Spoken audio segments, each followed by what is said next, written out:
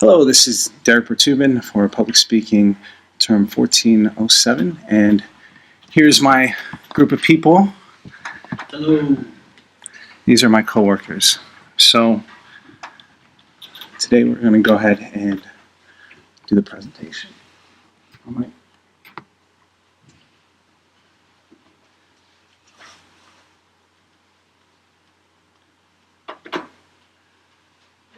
So, how many of us have gone to somebody and asked a question? Maybe you were looking for advice on a big decision that you had to make. And how many times have you done that and you just felt like the person wasn't listening? They didn't really connect or hear what you were having to say. How did that make you feel? Can anybody recall a moment like that? I think all of us can, right? Do you feel like this guy? You're like, why did I waste my time? Why did I try to even express myself to this person? They weren't even listening. I mean, really remember that. Now, when you look in your day-to-day, how many opportunities do we have to truly connect with somebody? In our day-to-day, a lot, but not even just at our work, maybe our loved ones, our children. You know, how do we really capitalize or optimize that? Now, how many times do we really miss out on those genuine moments to truly connect? Are we even aware of these things? That's a question that I had to ask myself when I took a look at what was going on, and I actually had a very unique opportunity to go to one of the continuing education events here called Mindfulness, a Pathway to Emotional Intelligence. And I got the mindfulness part.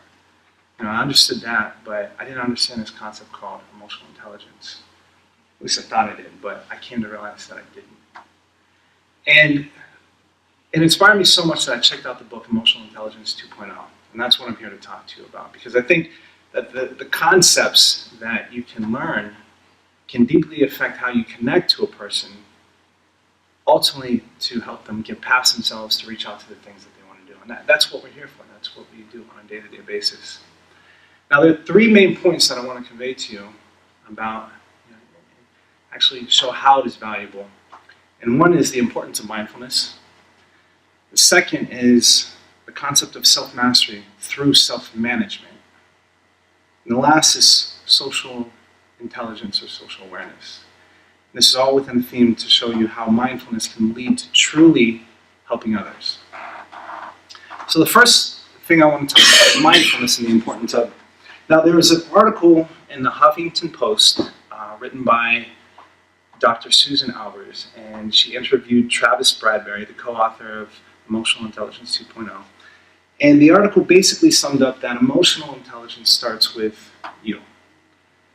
The ability to be in tune with your emotions and understand how they really affect you, but then how they affect others. And that's huge. And a lot of times in today's society, we're not really taught how to do that, how to identify certain emotions. And once you're able to identify those things, like maybe the checking out the frustration, or just the, I have to talk to this person, this type of person again, how does that really affect what we do? And once we get a good grasp on that, then we can do something called a one-handed handstand. No, it's self-mastery. And in the book, Emotional Intelligence 2.0, they have a lot of techniques that you can actually practice to start mastering yourself and start managing yourself. And what this does is this helps us control those negative emotions, the checking out those impulses. Oh, you're interested in music production, you want to make beats, you do this. I'm going to check out now. I mean, are we aware of that? It takes that mindfulness to even be aware of that, to manage that.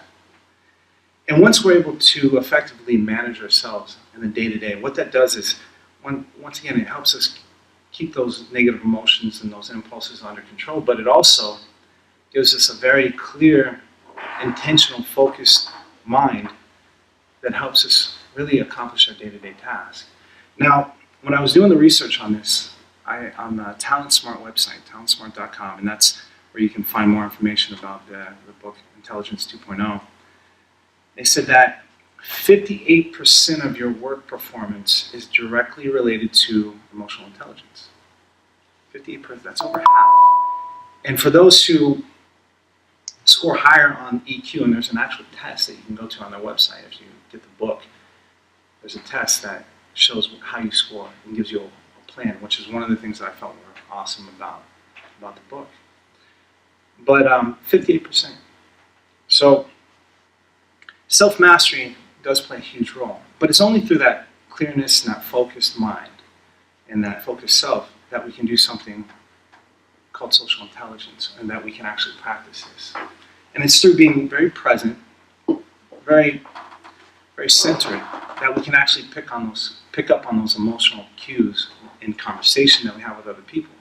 Now that could be fear, it could be apprehension, it could be, that thought of, no one believes in me. Do we really understand how those feel? Have we taken the time to understand how that makes ourselves feel? And then once we can do that, once we can be aware and understand the emotional impact that, that emotional experience that they're having and how it impacts their life, then we can move on to the next thing, which is something called relationship management. And I think that's most powerful, especially in the things that we do. See, relationship management is the ability to influence, to help, and to guide the people who we interact with into a way to basically achieve the things that they're wanting to achieve. Isn't that what we're here for? So, once again, the concepts in Emotional Intelligence 2.0, self-awareness or mindfulness, the aspects of self-mastery, relationship management, they'll add to our day-to-day. They'll make us see things in a different light. They'll give us the leg to stand on when we're talking to motivate, to mentor, and to inspire people. So, to conclude, I'd like to leave you with this quote, and this is written by Greaves. And this is actually found in Leadership 2.0, another book that they co-authored along with Travis Bradberry. And I think this really has a direct impact on what we do in our day-to-day. She said, "Great communicators inspire people. They create a connection with their followers that is real, emotional, and personal, regardless of any physical distance between them. Great communicators forge this connection through an understanding of people and the ability to speak directly to their needs in a manner that they're ready to hear." Thank you.